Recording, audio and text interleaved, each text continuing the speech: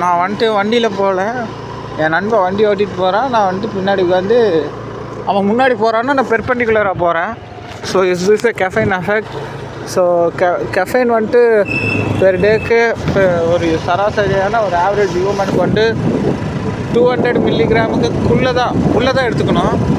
நான் வந்துட்டு கிறக்க ஊற்றி தள்ளிட்டேன் நான் யோசி. ஸோ கெஃபைன் தான் வந்துட்டு இந்த ட்ரக் அப்யூஸில் starting point. Be aware that.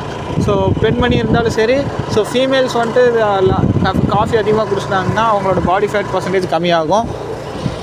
ஆமாங்க, பாடி ஃபேட் பர்சன்டேஜ் கம்மியாகும். அண்ட் தென் காஃபி பெர் டேக்கு ஒன்ஸு அது லைட் காஃபியாக எடுத்துக்கிட்டால் ஓகே. ஏன்னா அதுக்கிட்ட வந்துட்டு சில காம்பனன்ட்ஸ் இருக்குது. ஸோ நேச்சுரலாகவே அது வந்துட்டு ஒரு type of cancers, certain type of cancers எல்லாம் அகெயின்ஸ்ட் பண்ணோம்.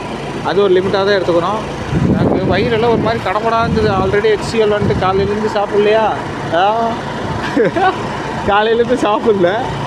ஸோ அதனால் HCL அதிகம்.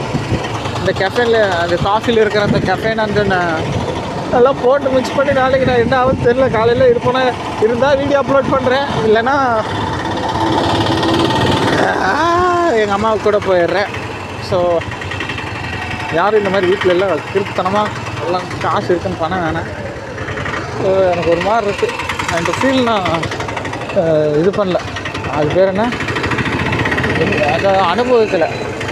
ஸோ இது வந்து கொஞ்சம் வித்தியாசமாக இருக்குது. ஆனால் வயிறு எரியுது, தலை முன்னாடி போகுது.